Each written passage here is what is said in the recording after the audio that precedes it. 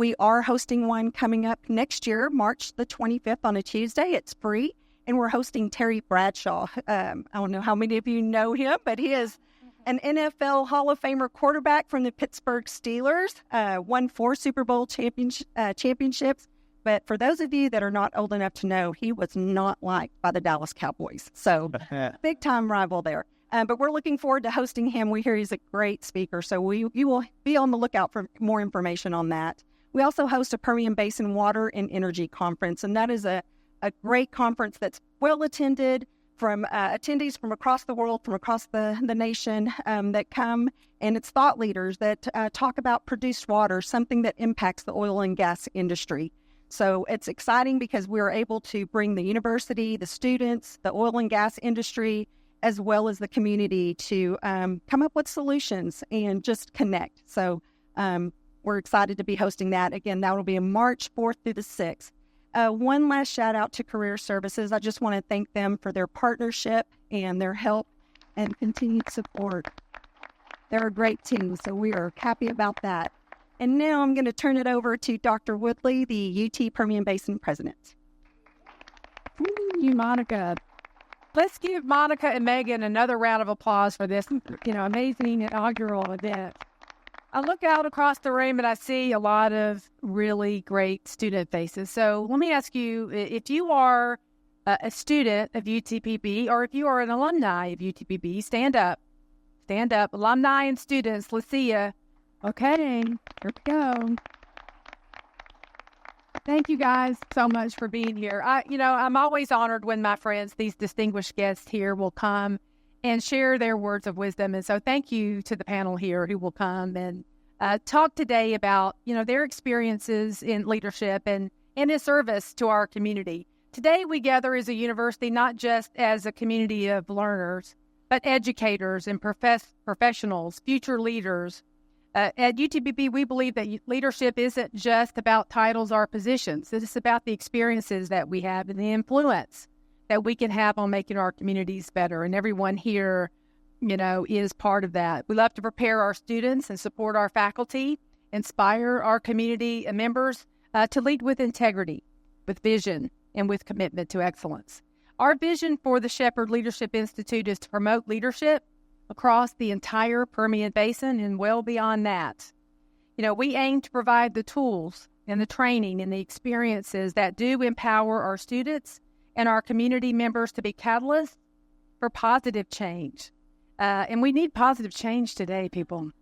Can I get a witness? We need positive change, and we're excited about that. Leadership solves real world problems and challenges that we face every single day. So again, thank you all for being here and for participating in this amazing event. Thank you again to our panelists, and I apologize in advance. I'm triple booked, so I'm going to watch the recording later, but thank you for coming. Thank you all.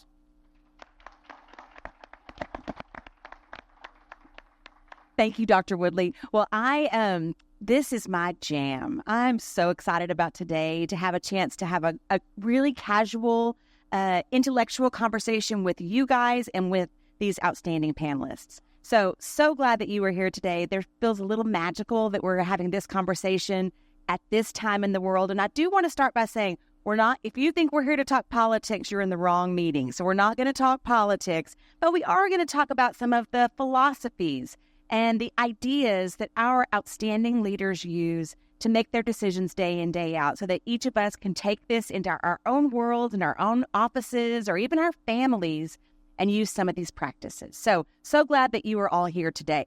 I made the decision to move the podium because I wanted to be closer to you guys, and I may regret it because I realized I'm in a skirt now. So everybody close your eyes while I get on this stool. Close your eyes. I mean it. Don't be peeking. Okay, now you can open them back. Okay, glad for that. I'm going to introduce each of our speakers very briefly. Their bios would be far too long to share all the details, but I want you to know who is here to share their very valuable time with you today. And so I'm going to start with our dynamic student body president, Chidubem Njoku. No, you say it for me. Njoku. I practiced. Chidubem has been an outstanding leader for us. He has shown exemplary leadership. He's advocated for the student voice. And today he's going to share with us some of his ideas and philosophies. You know, we do our work because we educate students. And so we're so glad to have you here with us today. Thank you for being here. Our next guest, you can clap. Yes, you should clap for him. I said I was going to ask him hard questions. He's like, I'm not scared of you, lady. So he is not. Our next guest is a friend, is an admired leader, our Midland Mayor, Lori Blong, the first woman to represent Midland as mayor. I think that deserves a round of applause.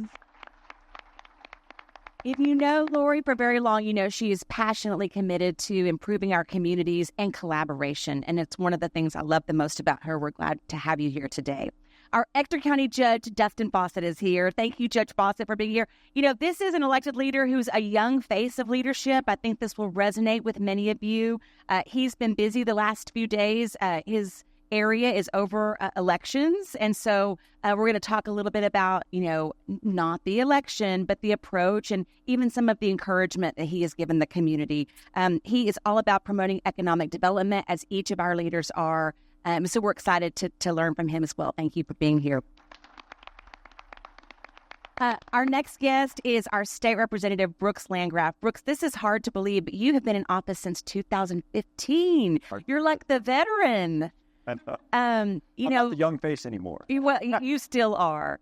We are so blessed to have someone like Brooks Landgraf who goes to Austin and advocates for this university, for our community college, but really just for each of us. I've never met someone more dedicated to the work that he does on our behalf. So we're so glad to have you here. Thank you, Brooks Landgraf. District 81.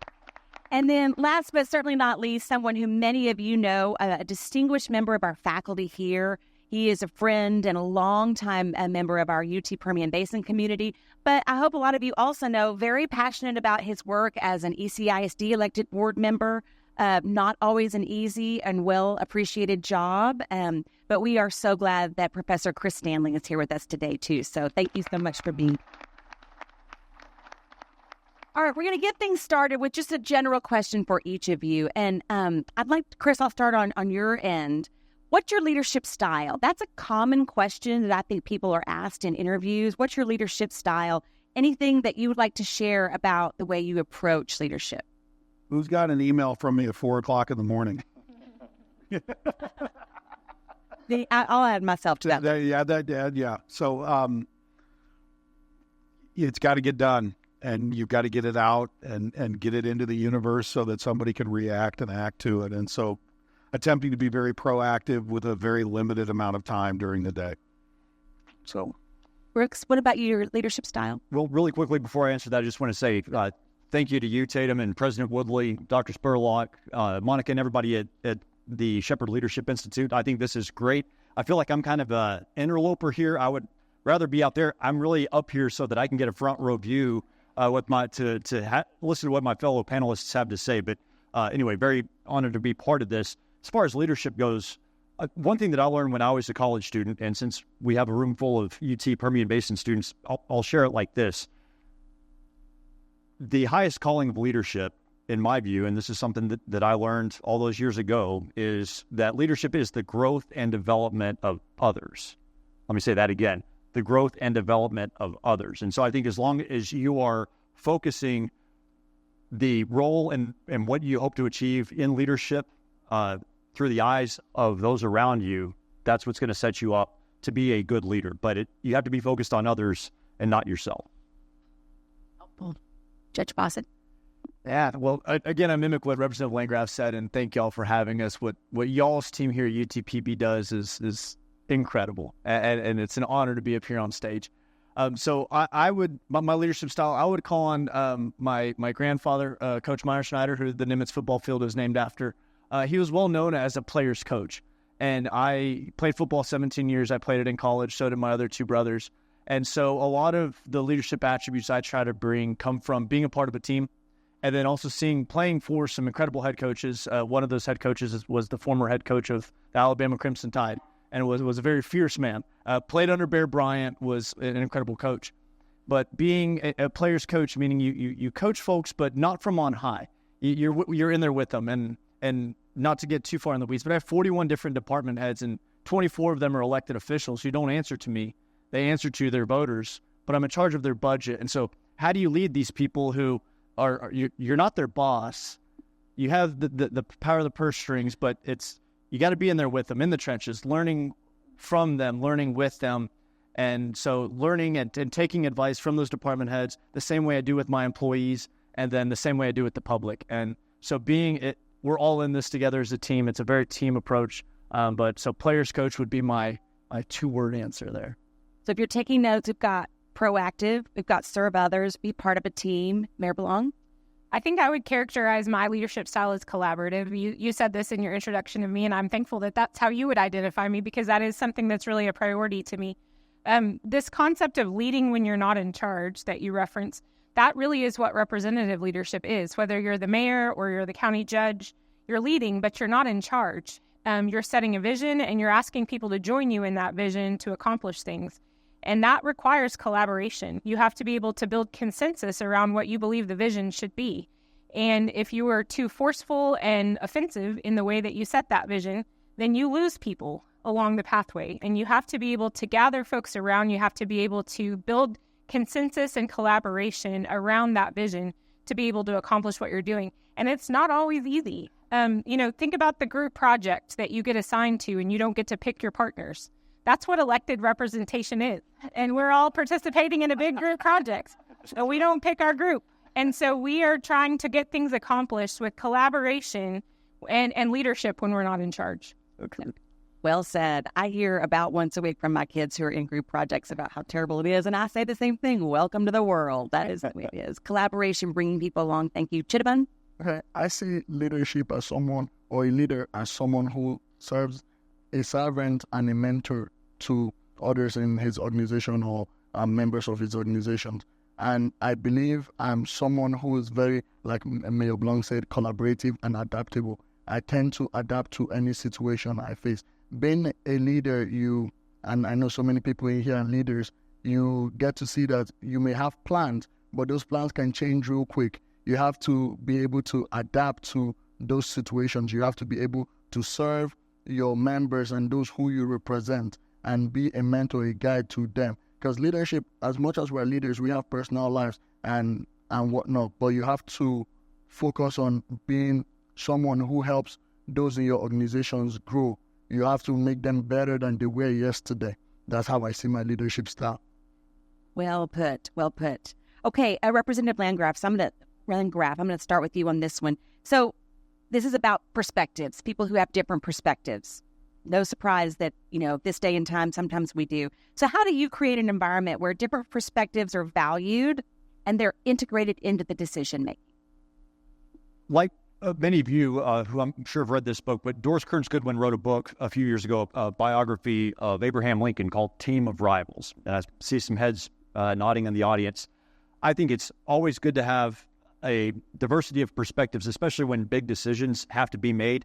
But not just having those different perspectives, but actually being in a room or around a table and having a discussion and fostering discussion between sometimes diametrically opposed perspectives allows you to get to the right answer. Because if you have somebody fiercely advocating on one side of an issue and then another person fiercely advocating on the opposite side of that issue, in my experience, you find that the truth is in the middle, but allowing that conversation to take place and learning from it and getting the best from both sides is a really good place to land. And so I think kind of that team of rivals approach is a really good approach to take sometimes.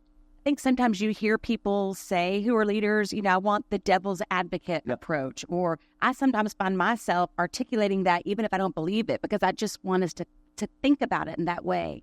Anybody else want to weigh in on differing perspectives? I don't want to be prescriptive, but I welcome your thought. I would say that there is also this notion, and part of what we value as Americans is the idea of majority rule, but minority rights. And it is what distinguishes our mechanism of democracy, a constitutional democracy, from a lot of the others that have been tried around the world. It's what has sustained us for over 200 years as a nation, because we believe that the majority is going to make the decision, but we don't do that absent from the rights and the perspectives of the minority. And so if we're going to be able to do this long term and we're going to be able to have sustained leadership, whether that's in your company or in your family or in elected representation, you have to have that perspective of we're going to do what's best for the most people, but we're not going to do it in a way that squelches the people who have a minority opinion or perspective. Do any of you find that it's hard to draw out that differing perspective? Like, do you find that sometimes people are afraid, embarrassed? Yeah, I can speak to this one because when I took office, the county was in a unique situation where a lot of things flowed from the top down. And I wanted to change that, and folks were afraid to speak up and represent themselves. And so we created a program. We call it Coffee with the Judge. Once a month, we bring all the department heads in. I bring coffee, donuts, all that good stuff. And I throw out ideas. One, I get updates from each of them, and we kind of vary it to where it's not always the same because those can go long. We had one 3.5 hour long one. I said, oh, we're not doing that again. But I throw out ideas. We're talking about building a new courthouse right now, a $200+ million facility, 200,000+ square foot facility. And the original design of where we're going to put it and some of the concepts I drew up on a whiteboard, but I then took it to the department head and said, hey, this is what I'm thinking, but open it up, but give us something, because the echo chamber only benefits those who have the original voice, and it benefits no one else. And so we've tried to foster that environment that I do not know anything, or I do not know everything about anything. And they are extreme experts in their topics. Our elections administrator knows the elections code. Our county clerk knows all of the estates code, all of these things. Who am I to craft a building? That's one example is the courthouse, but who am I to craft a government base? I've only been in office for 2 years. I still know very, very little in the scope of what county governance can do.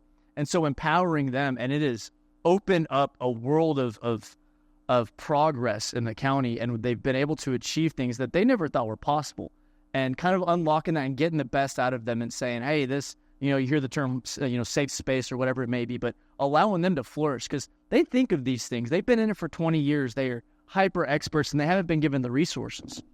And so I tell them, I can't know what you don't tell me. So please tell me. And then we'll get it to you, whether it's in the budget or whether it's a stroke of my pen or anything else. I'll get you the experts of things you need. And it's necessary. It's necessary to echo chambers benefit no one.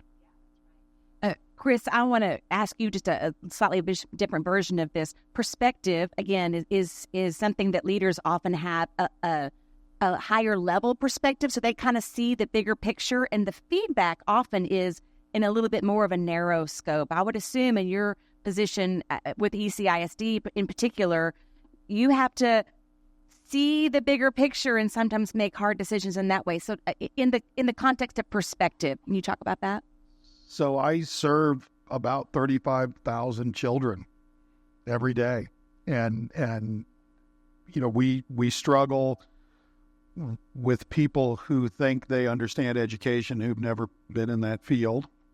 I think social media projects anonymous ideas out there attached to sometimes fake profiles about the mission and the children that we serve.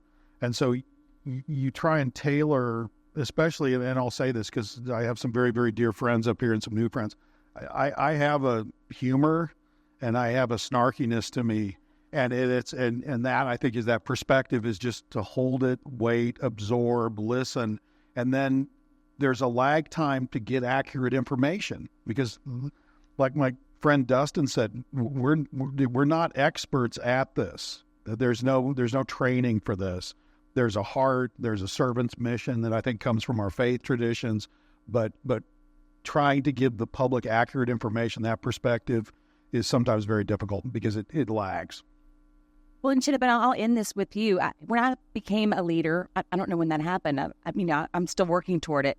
But you do have to get past this thing, like to be a leader, you do have to be the expert. And we've heard four people I call the most outstanding leaders say, I'm not the expert. Like, everybody say it together. I'm not the expert. And I don't think you have to be at every single piece in order to lead. Do you have any thoughts on that? Yes. In the student government, I would say serving as president, I'm not going to say I'm filled with so many expertise on what it takes to be a leader or what I need to do every single day. But what I focus on is understanding the perspective of every individual in our SGA. Luckily for us, the SGA has several senators from each department on campus. Everyone thinks on a perspective and thinks this is the need of the student body. It's tough sometimes to make the best call. But what I do is, like I said, collaborative effort. I have to collaborate, meet at a middle ground. Say, if we do this, how does it affect this? What does this policy or what does this change we're about to advocate for, how does it affect the other students in terms of being a leader? So sometimes it's difficult, and you don't necessarily have to be the most knowledgeable on the subject. I tell SGA members that we are learning on the go. As we go, we are learning. We're going to make mistakes, and that's okay. Just, we're going to make those mistakes, and we're going to correct it. That's what I think it is.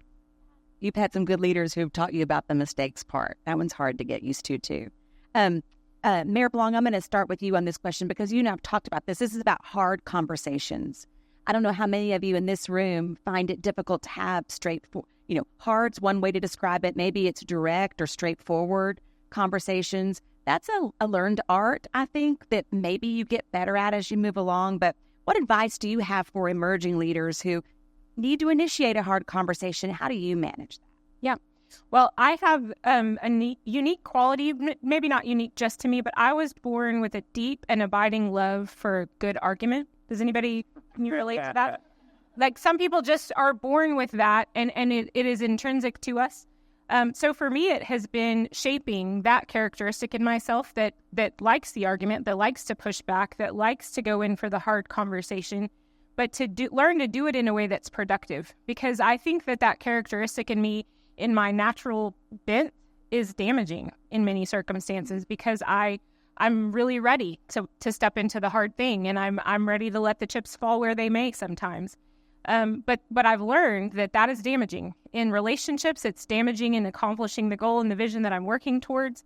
And so learning to soften that, learning to listen before I come in with my hard conversation, but then not shrinking back from the hard thing that needs to be discussed.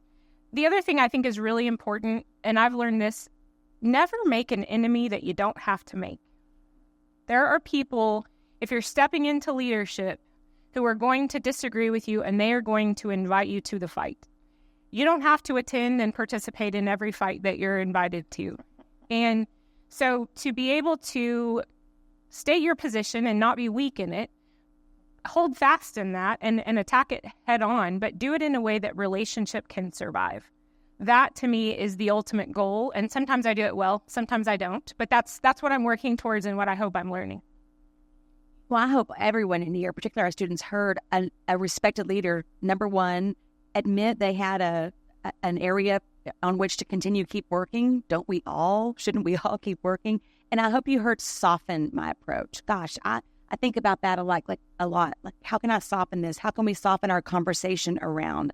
I like to sort of hold on to that concept. Hard conversations. Who else has something to offer? I'll add something. Yes. From a student perspective, having hard conversations.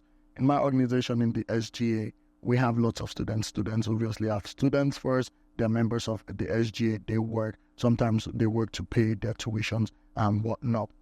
But you have to, as a leader, be empathetic to what they have going on and be professional when addressing those things. I believe having hard conversations, you have to focus on the problem rather than the individual themselves, and ultimately do what's best for the organization. As much as you try to be empathetic or professional, you still have to be professional, but you just have to have the interest of the organization or department as top priority. That's what I think in terms of having hard conversations. I'll give that a reply. I can fully admit that I've struggled with having the hard conversations, and my wife Shelby is going to give me the thumbs up on that. And I will credit Shelby, who is, by the way, a former member of the team here at the Shepperd Leadership Institute. But in our relationship, she's coached me up on the importance of having those hard conversations, even when you don't want to. And that's also been able to permeate into other parts of my life as well. But let me just give 2 points of practical advice in that regard. I think one, as I've grappled with this, I've realized that in a lot of cases, you can kind of psych yourself out about it. In other words, sometimes those hard conversations are harder in your mind than they are in reality. Yes. So I think that's a piece of practical advice. Second, I see probably everybody's favorite, Dr. Becky Spurlock here, one of the one of the group of strong women who run this university. But Dr. Spurlock, as many of you know, has been known from time to time to say that clear is kind, right? Did I get that right, DBS? So clear is kind. I think that has a role to play in having these hard conversations, because having that clarity in a relationship, in a business deal, or anything else is kind to the other person who's involved. So don't worry, that conversation is probably is not as hard as you think it is. But once you have it, think about the kindness that you're showing to the other person involved in that conversation. And then also think about the problems that you're preventing later down the line by having that conversation earlier. So again, something that I'm still struggling with, but I just wanted to share those 2 points, because that advice that I've received has been helpful to me, and I hope it can help you. Before I close out, everybody good? Nobody likes to hear no, but sometimes no is the only legitimate answer you can give them. And so the way in which you tell someone no, that respect, the dignity, that's so important. I'm a little bit different than the mayor on this. I am anti-confrontational by nature, and that's surprising to a lot of folks. Now, as a different animal, like I said, in the football field, or maybe in commissioner's court, if it's a passionate topic, I have no problem. But it's one that I have to, with Representative Landgraf, you have to have those. It is kind to be more clear, but especially as politicians, you want everybody to like you. You want people to vote for you. You don't want to have those really challenging conversations, but you have to in a leadership role. And we see it the most as the chief budget officer for the county. I go in with all these departments, and they have billions of dollars worth of ask, and I have $100 million of which to split it. And so those are easy. You have those open conversations. Hey, I can't get it this year. Specifically this year, we had to focus on our district attorney's office. They're paid $30,000 less than our counterparts in Midland. That's one that we had to address. And while I would have loved to have gotten some raises for some other folks or some materials for other folks, we got to have prosecutors. Otherwise, this whole judicial system doesn't work without that. And so those hard conversations, and last year is a different set of conversations, but being open, and I will say, it's much easier to have those conversations when you've already got a relationship built, when you've already had those conversations with them and they know who you are. It would be much different if they feel like you're getting called to the principal's office. Oh, no. And they feel that way. They walk into the judge's chambers, and I have to disarm them a little bit, on the front end, even if it is still a challenging conversation. Hey, we got to address this because, as Shai said, it's about a higher calling. This is public service. And so this is not, it's never personal. I will never have a personal attack. I have no personal animosity towards anybody. It's a hard thing for me to do. It's something that even in conversation with my older brother about things, he's like, oh, you gotta, I don't have that, which is a unique position to be in. So sometimes it's kind of talking yourself up, but the conversation isn't always as bad as you think it is. I think that we got some great points up here. I think that's really good advice. Our value proposition here at the university starts with extra mile service. So we try to get to yes, and we had a little bit of pushback when we rolled that out. So you're saying the answer always has to be yes. Dr. Woodley would say no. Many times the answer is no. But our second value proposition is kind-hearted. So what I say is you don't have to be a jerk when the answer is no. It's pretty darn simple. You can still be kind even if you have to deliver bad news. Okay, so let's talk about team collaboration. So I'm going to start with you, Chidubem. How do you develop a team that has diverse skills and backgrounds and goals? I know your team with SGA, there may be some other examples. They're elected, so they're assigned to you, as many of our leaders have said here. How do you develop the team? How do you get it going? Okay, good question. For diversity, we have SGA members are elected. They come from different majors, from different departments. So they have goals.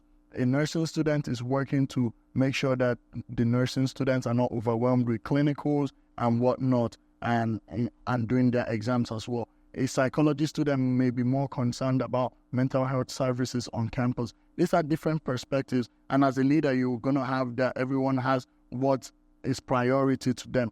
But this is where creating goals comes in. You have to merge all of those ideas, all of those perspectives into one to create a goal that enhances the overall success of your organization. And that's what we do in the SGA. And I'm going to shout out my SGA members. They are really amazing at doing that, and kudos to them. We have an outstanding SGA, we do. I failed to mention there are some cards on your table. If there's a burning question that you would like to ask, fill that out. Monica and Savannah are right in the back. You could get those to them. I'll open this up to the rest of the panel. Building a team, and then, maybe we even think about what do you do when there's a conflict on your team? Anybody want to jump in first on that? So I will. My situation, not unique necessarily, but there are rules that govern how the members of the school board can communicate. So we can't have things like a walking quorum. 4 people can't be together outside of a formal meeting.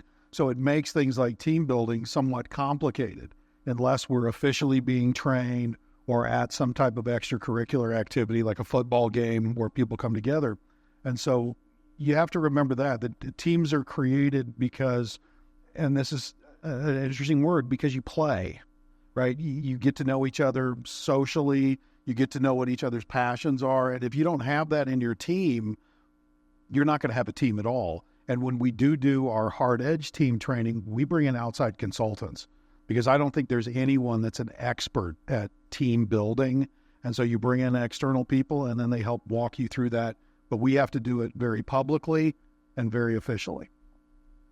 Representative Landgraf, your team, you have so many teams. I mean, your team is the legislative body. Does it feel like a team? In some ways it does. In plenty of other ways it doesn't. So just so everybody knows, there are 150 state representatives in the state of Texas. We all serve and represent about 200,000 of our fellow Texans. So in this case, I represent the 200,000 people in 4 counties here in the Permian Basin. And then we all go down and are kind of thrown together in a room in the Capitol every other year to try to solve the state's problems. And, in some cases, depending on what the issue is, we do form a very unified team. But in other cases, we're forming other teams to try to thwart one of the other teams that's formed in that process. And it's by design. It's supposed to work that way. It's messy. Some people describe us as 150 feral cats who are just kind of thrown together, and we cross our fingers and hope for the best. But I do think just on the larger issue with team building, making sure that you value every member of the team and recognize the unique contributions that each person can make based on the reality that they're bringing to the situation, based on their experience, based on their background. Valuing each team member is the best way to build a strong team, in my experience. You showcase that so well. I mean, of many of the elected officials I know, when you have someone who might fall out of your team, you have such respect for them and still want to hear their voice. And I think that's so important. What about team for mayor and judge? Yeah, we have, again, I said the 41 different department has 24 elected officials, but I'm also on the legislative body, the commissioners court, with 4 commissioners. And as Chris said, you got to avoid the walking quorum. Well, a walking quorum for us is 3 of us. So I can only ever talk to one commissioner outside of actual commissioners court. That makes it very hard because then it's only one-on-ones. And so I try to go to lunch with them and talk to them and try to kind of put the spider web in, okay, what's our most common denominator of these 4 representatives who represent vastly different versions? Pleasant Farms has much different needs than Gardendale, which have much different needs than Goldsmith or folks inside of the city limits. And then West Odessa is its own animal. And so to try to find what is our most common denominator, what can we all agree upon, then also how can I help you with your specific precinct is really where I've gone at it. But as a cohesive group, it's very hard. And it's one of those most challenging things in the office of any of them. I can't have 2. And it's only while we're up there on the dais or in executive session that we're all there together. And it's like, well, hey guys, how's it going? It's rare to see them think, and them one-on-one versus in the public sphere is different too. And so it's a unique challenge for sure. Again, communication is key. It's vital in everything. I think this has been a significant learning curve for me. I've served for 3 years on city council, and then I'm in my 2nd year as mayor. And previous to that, I had run a company with my husband where we did get to say what our team looked like. We were hiring our team, and we chose our group, for the group project. But this has been a very different dynamic. And so a group of 7 elected officials leading a team of over 1,000 people that work for the city, managing a budget of $450 million annually, that's a big task. And really, as has been said multiple times, no one of us is the expert in the room. And so finding the areas of expertise, similar to what you were saying, finding the areas of expertise of my team, the areas of interest. So I've tried to make myself a student of the other council members. What are their areas of interest and expertise, the things they want to go deep in, and then being hands-off enough to resource them with that. But this is your area, Jack Ladd. You're going to be in charge of the MPO and all of the roads development. And Robin Poole, you're going to be working on airports, and both at MAS and at Midland Air Park. And this is going to be your area of expertise. And we're going to look to you as a council for your input. We won't always agree with you. We won't always do what you're saying, but we want you to feel like you've got some ownership of this area. And I've worked really hard to find that for each of the people that I'm working with.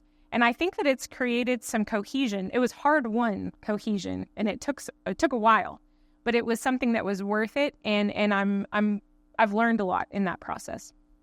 So good. When we talk about team, we talk about it a lot at UT Permian Basin, but our number one team is the university and our students.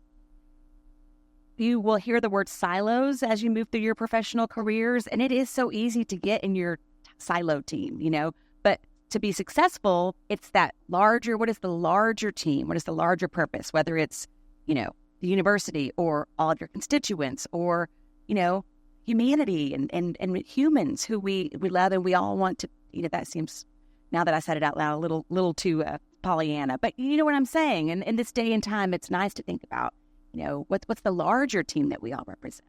Okay, communication has come up several times. So I'm going to start with Judge Fawcett. You just had to have a conversation with our constituents about communication. Yeah.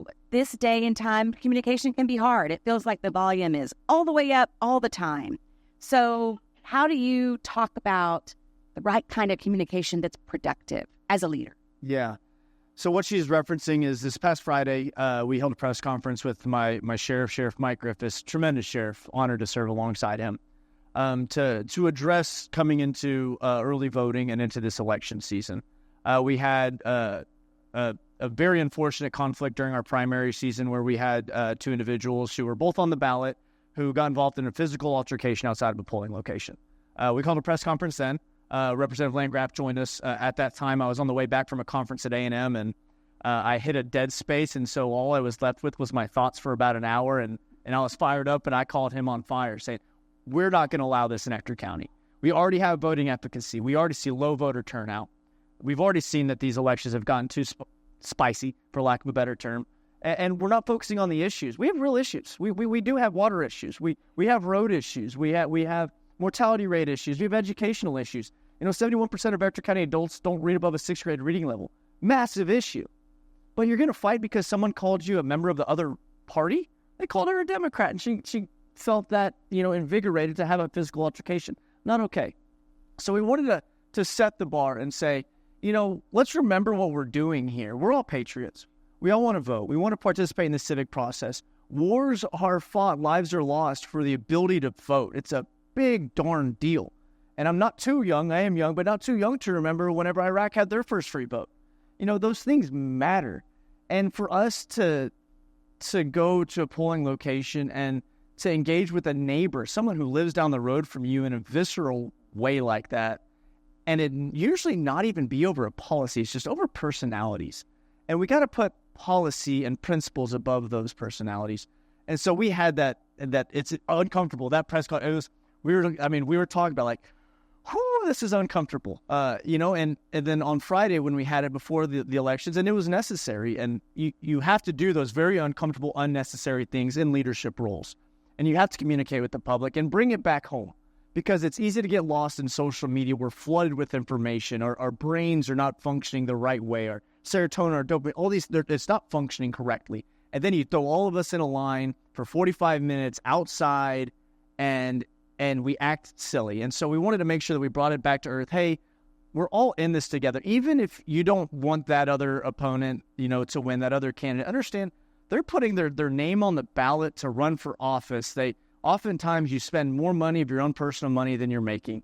City council elections, I don't know how much y'all make, but $75 a month for the mayor and $25 a month for a city council member. Yeah. Per month. That's it. Per month. per month. So we have to remember that Representative Landgraf, $6,000 a year, I think, 7,500. Well, I mean, I shortchange him. So school board, zero. So we got to remember these. And so you see these goofy comments about, oh, they're trying to get rich. I promise you they're not. And it's a huge decision to put your name and your family through these things. When I decided to run, I had a 3-year-old, and then my wife was pregnant with our second. We knew that it was going to change some job stability, and these are challenging things. We have to remember that local office, especially, they're your neighbors. Like, we live with you. We go to church with you. We're just trying to serve the community, and that's what local government is about. Federal's a whole other animal. It's a different thing. But again, do you really need to carry that amount of emotion about something, so far away? It really is. Care about the things you care about locally and put them to good use. Let's put it into positive energy. Let's go volunteer. Let's go do something else. Do something positive with that energy, because we are impassioned. That's a good thing to be passionate about these things. But let's put it in the right vector. And so we had to have that press conference, and I hope, it's been okay. Yeah. We're here. We're going to be okay. We're here. We're all going to be okay. We're here. I framed this question about communication in terms of volume, but there's also, we talked a little bit about clarity, transparency. Is there anything else about the communication field or the way leaders communicate that you think would be valuable? We can move on if not, but if there's anything that's pressing and you want to say, please let me know. You used the word Pollyanna to describe your own statement a few minutes ago. I think that I have a proclivity to only talk about the positive in the public forum, on social media and those sorts of things. And I do that actually intentionally, not to avoid the difficult issues, because we do have real issues that we need to deal with. But I believe that social media, if you are in leadership, is not the place to wade into the difficult things. And I think that we have social media to push out information that is constructive to people's lives, and then we have face-to-face interactions and the ability to relate with each other in a more interpersonal way directly to deal with problems. And I think we need to put those things in their right location. I don't need to engage with you through a screen about a difficult circumstance. And so that's a fight I'm never going to be present for. I'm not going to step up, and I hate to say never, because hopefully I won't ever do that. But that is my purpose. That's my intention, is to not attack those things on social media, rather to have face-to-face working efforts to attack those kinds of problems. And a press conference is the place to do that, where, okay, we've pushed us to a place where we've got to deal with this thing and we have to address it. Let's do that face-to-face and let the people hear what exactly I have to say about it, rather than how it can be interpreted behind the screen. It's a dance, for sure, to correct inaccuracies and also not get in the battle. And I think the way, as you said, the approach is probably the answer. Chidubem, I'm going to wrap up communication with you from a young person's perspective, from your generation. Do you feel the volume is always up? Do you feel that pressure? Do you see any change in the landscape of how people are communicating? Is there any hope? The answer is yes. No, I'm just kidding. Be honest. I always like to be hopeful, so I'll say yes.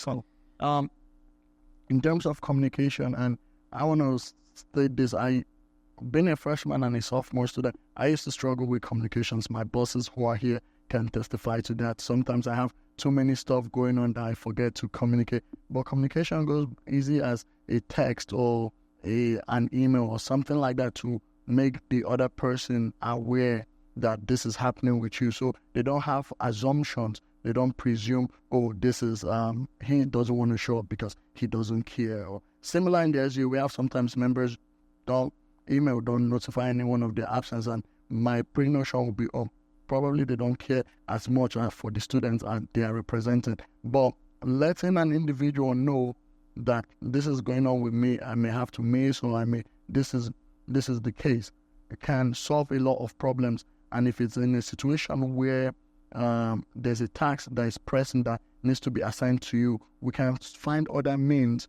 to assign it to someone else, so that the student, and I'm going from a student perspective, so that the student body does not suffer because I have something going on in my personal life. So I believe communication is the key, and if we need to turn it up to as much information you can give, as many times as you need to communicate. we need to do that.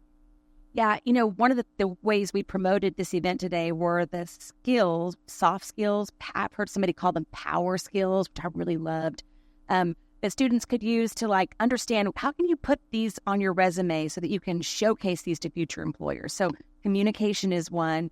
A real quick question about critical thinking. So that's kind of a fluffy way. What does critical thinking mean to you? How do those who are good at it rise above? Chris, I'll start with you. We'll go down the row. Critical thinkers. Why is that important, and how do you know if you are one? Well, I have the blessing of being an art teacher, so I'm seeing some of my former students in the audience, and that's 100% of that profession is critical thinking. So you're trying to find new ways to build that coffee cup. And so when we approach issues, especially ones that are incredibly complex, like issues involving public school, it's trying to figure out a new way to build that coffee cup. And there's never one right answer. And so, Brooks knows I'm on the phone. Dustin knows I'm on the phone. Lori, I've got a project for you guys. But that's that critical thinking part of it is, I think innately as human beings, we think we have the answer to every problem.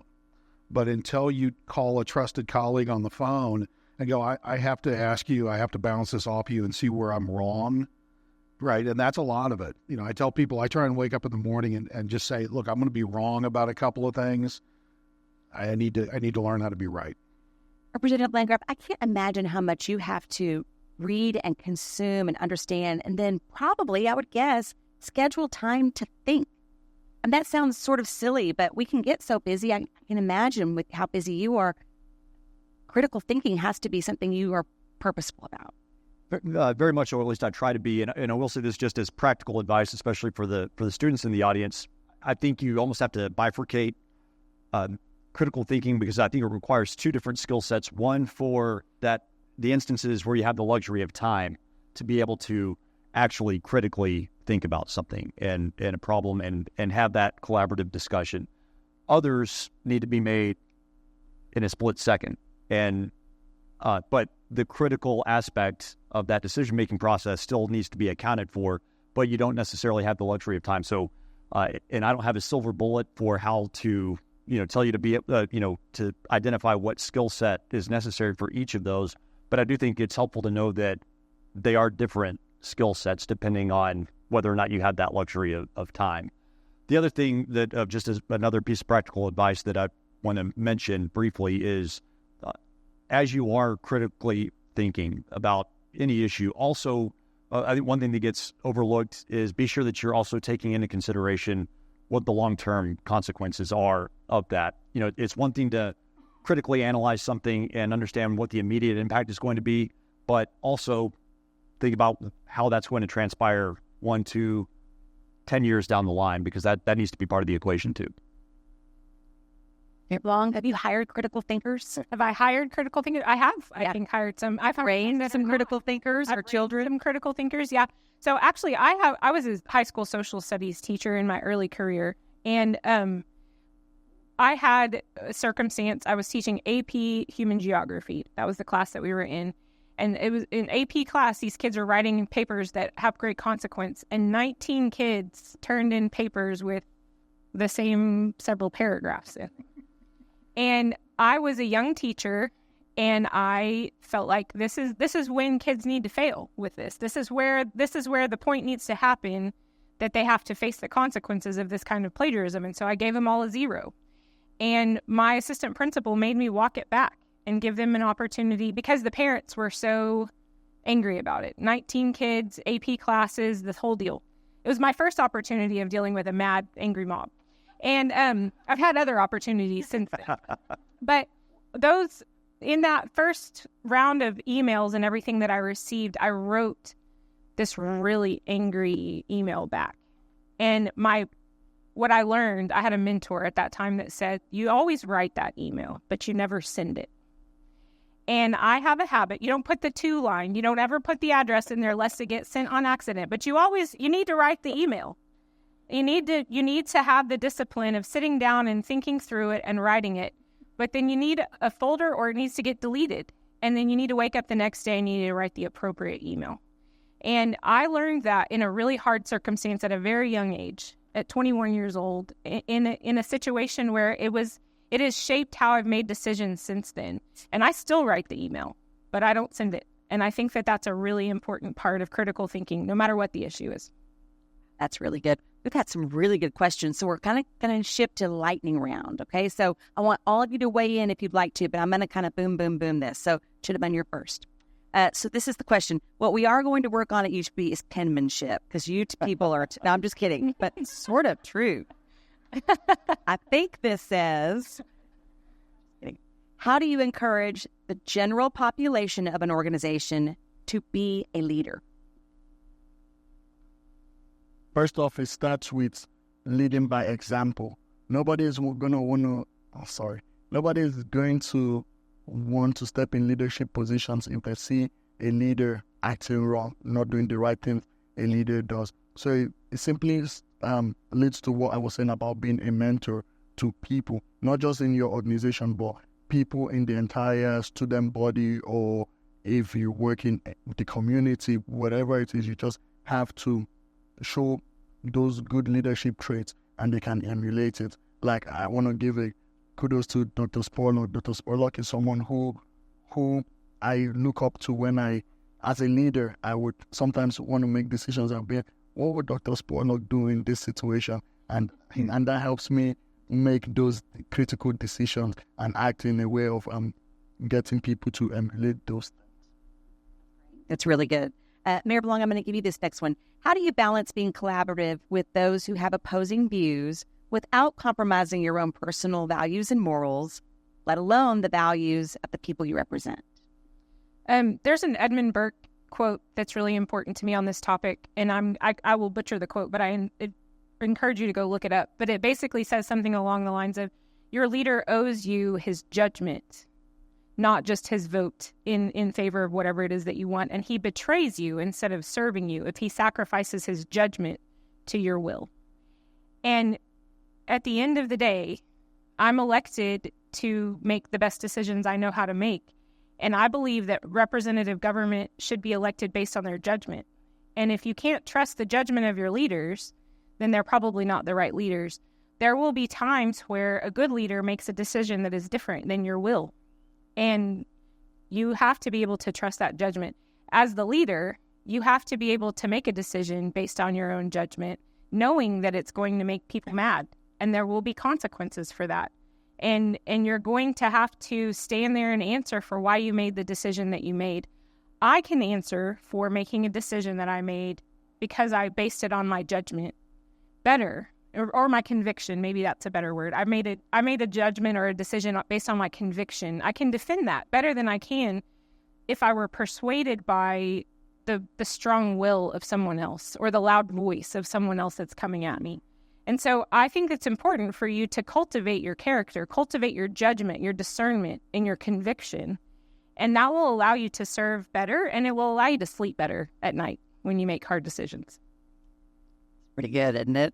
I don't want to allow anybody else, you don't have to, but if you have anything to add to, collaborating with those who may not share the same values you have.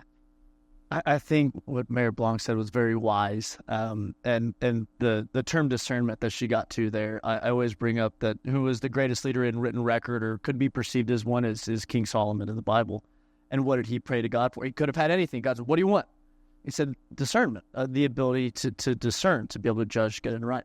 And you don't play favorites with discernment. You remove all names on the proposals. You remove all preconceived notions about everything, and you go to things with a blank slate. And it kind of goes back to your critical thinking. You have to remove all of your own personal experiences about things, or even some personal beliefs. It may not be a moral, but a belief about something. And you have to be able to remove that, separate yourself out, and understand, what is the role that I'm playing here? Am I Dustin Fawcett, the private citizen who believes this thing? Or is this Dustin Fawcett, the county judge who's tasked with being in charge of tax dollars and in charge of this organization? And so being able to remove yourself, that allows you to be very objective. You understand, I'm representing people of all faiths, denominations, political parties, all of these things, and they all have value there too. And you're not, just because I agree with a Democrat on something doesn't mean I'm sacrificing Republican or any of those things. We're all on the same team, and you bring that up. We all represent, roads don't care who you vote for. A car crash isn't going to care. The EMTs are not going to respond to you and say, Trump or Kamala. No, I'm going to save your life. And that's what government is these nuts and bolts basic things. But I think the discernment is the most valuable thing in a leader. And hearing a leader, and folks in Midland should be very proud to hear that from a leader. That is the ultimate thing, is discernment. You have to be able to remove yourself, and it's a challenging thing to do. I have a 22-year-old who her spiritual gift is grudge holding. And she has decided about people from 5th grade. And I often say, sometimes people change and evolve. I sure have. You have. So discernment about, how people evolve. Representative Landgraf, I'm going to ask you this question that came in. Let me see. Is this the worst? No, I'm just kidding. It's not the worst anymore. There will be those against you and for you as leaders. How do you work with your enemies without creating division? And, this was one of the questions we had for all of you. Do you react or respond when your red button is pushed? I'd love to. This is sort of about that emotional maturity, piece. What do you do when your red button is pushed? Well, I'd like to say that that's never happened, but that would be a lie. It does happen all the time when you step up to serve the public, and I think we all have plenty of examples of doing this. And don't get me wrong, I think one reason why the question is being asked is because it's absolutely in our nature as humans to want to respond viscerally when that red button is pushed.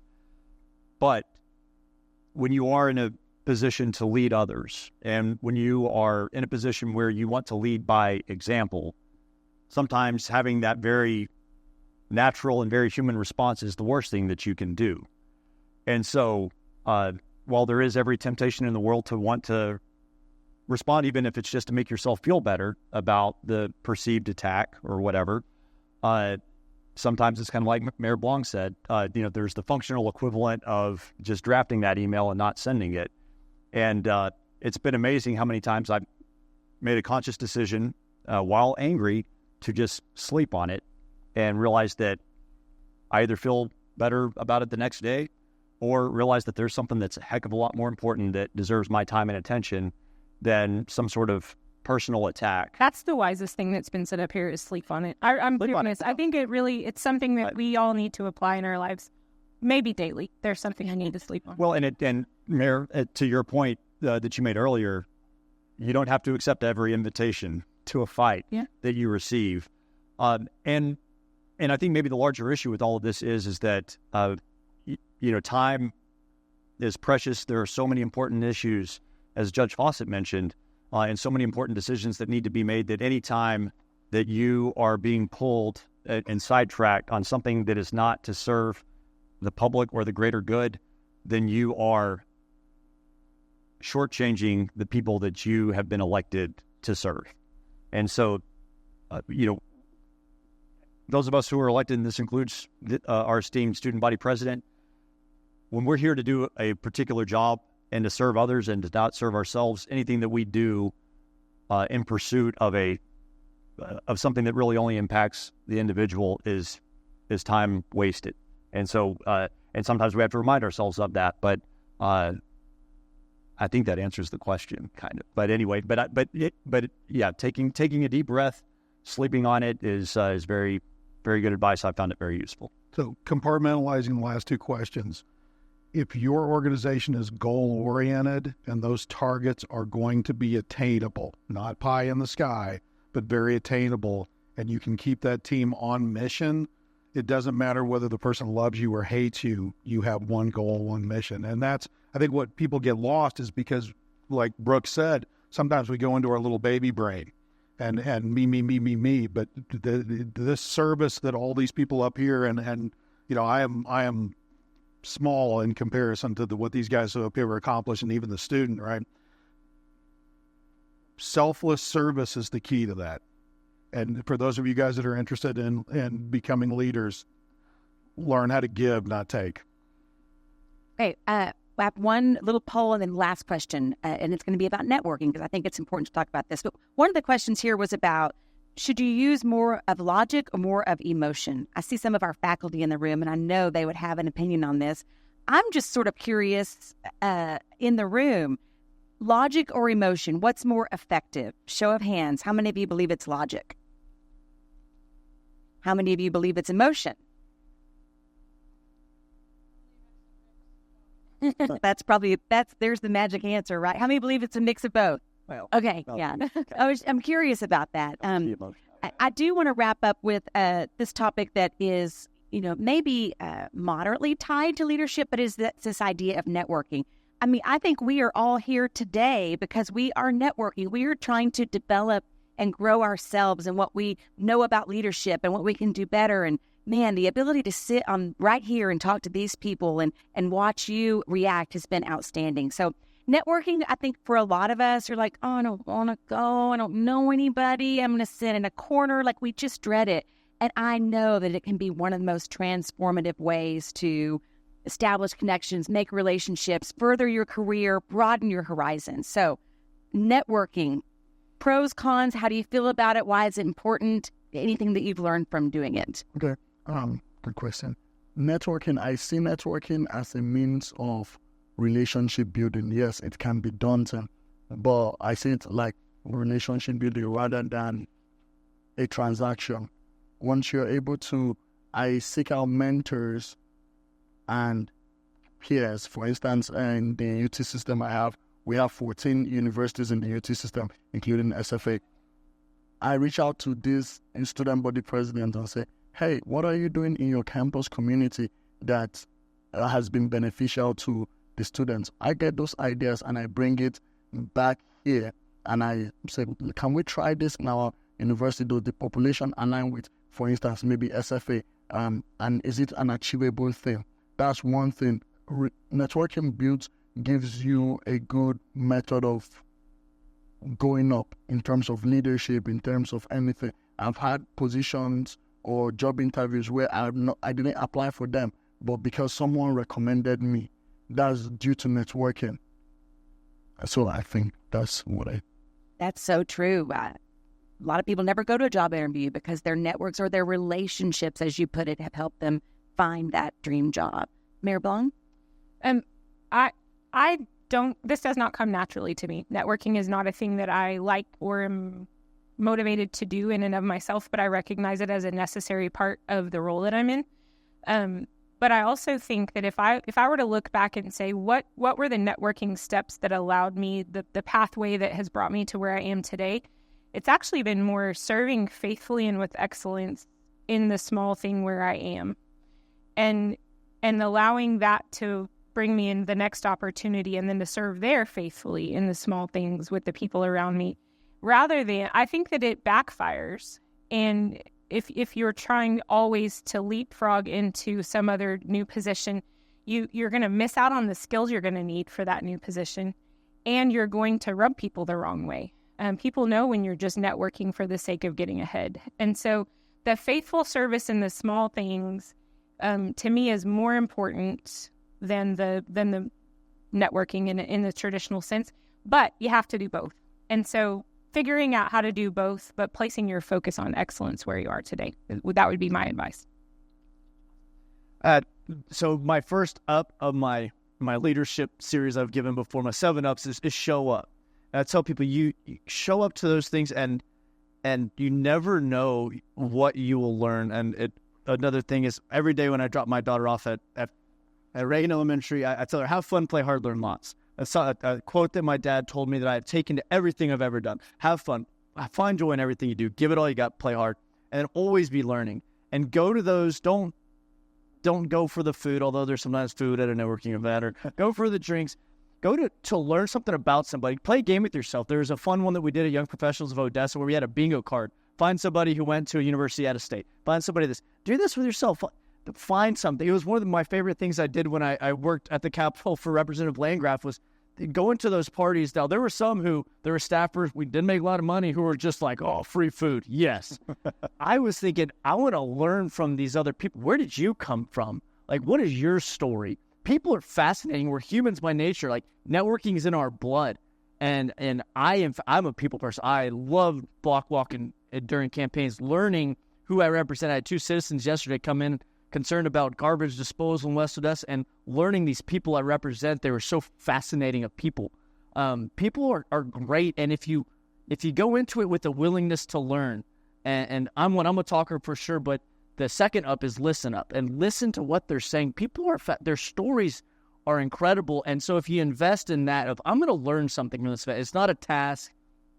Go into it with an open mind and find somebody, or give yourself a goal to find someone who, that simple one, went to college out of state, and then see where that leads you. And that's a good thing. Networking is good, and it's not for everybody. I enjoy it. My wife tells me slow down on it, but it's a good thing. Representative Landgraf? Yeah, networking is obviously good, and it's obviously necessary for the reasons that have already been articulated, but it can be hard. And the mayor referred to this, and I agree. So Judge Fawcett is obviously an extrovert. Professor Stanley is too. I think our student body president seems to be. The mayor and I are not. So you can be a leader and not an extrovert. And Tatum, you're an extrovert. My wife is an extrovert, and I am absolutely an introvert, although we joke sometimes that I'm an extrovert trapped in an introvert's body. But how many of you out there would identify as an introvert? Okay, that's a lot. So we're there with you. And the extroverts? You're supposed to choose. They didn't have to tell us. We are today. The reason why I'm asking that question is, so we've established networking is important, and it absolutely is for a number of reasons. But, and the mayor hit on this too, I'll say it a different way. Networking doesn't always look like networking. Let me take you back real quick. 2012, I was just a couple of years out of law school, back working here in Odessa. I grew up here, but it's different to grow up in a place compared to being a young professional trying to start a career in a place. And so I was back in Odessa after being gone for 10 years and was trying to make my way. In 2012, Ector County ISD proposed a bond election to help build new elementary schools, add on to the high schools, and do some reconfiguring. And I was very supportive of that idea, and I wanted to help get that bond passed. And so as a young nobody, I wasn't in politics, never run for office or anything like that, but I wanted to help with this. And that's the first time that I met Tatum Hubbard. Met Mr. Mendez, who was the superintendent of Ector County ISD at the time, and a whole lot of other people who worked on to do that. But there I was, a young 20-something, really probably didn't have any business being there. But for me, as an introvert, working together with others in a common goal, to the mayor's point, I got to meet Tatum and Mr. Deacon Mendez and so many other people in our community, again, all working together for that common purpose. And, that's not a happy hour type of situation or, a networking social or an icebreaker event. But for me, that was kind of the first big step that I took toward building a network. And it wasn't for that purpose, but it ended up that way. So I guess that's my long way of saying, whether you're an introvert or an extrovert, you can network without it being networking in the traditional sense, and take advantage of those opportunities. What a great way to frame that. Yes. Last word, Mr. Stanley. Wow.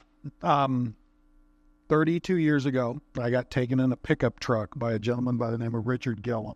And I don't see him here today. He's 94, 93 this year, right? And he introduced me to John Landgraf, Brooks's dad. Right? And we've, at least the three of us have ended up Stonehenge, public art. Probably 15 years ago, I met a lady by the name of Robin Fawcett, Dustin's mom, right? 15 years of projects working to better our school districts, right? And then Lori, this is wild, but you mentioned Jack Ladd. Okay. Well, Jack Ladd's father used to be the head of JBS and then was our dean of education. And Jack Ladd was the gentleman who kind of helped us build our UTPB honors program. And so there's these connections generationally that you don't see when they're happening. But then you're sitting up here on this stage and you're going, man, I have known some of you guys since you were a diaper. And it's but that connection, and you guys hear this, that builds a community. If you don't have an intention to build a community, you're not going to invest the time. You decide you want to build a community, you're going to invest. And in this case, it's multi-generational. Wow, this has been such a good day. To all those watching online, and we have a contingency in Midland. We even have somebody from California who's here. We're so grateful to each of you who are here. To Monica and Savannah and Megan, thank you for putting this together. It has been outstanding. Great job. And then, of course, to these people who are so busy and have so many competing priorities, thank you for making us your priority today. A big round of applause for our guests, and thank you all for being here today. Thank you. Have a great afternoon. Thanks, everyone.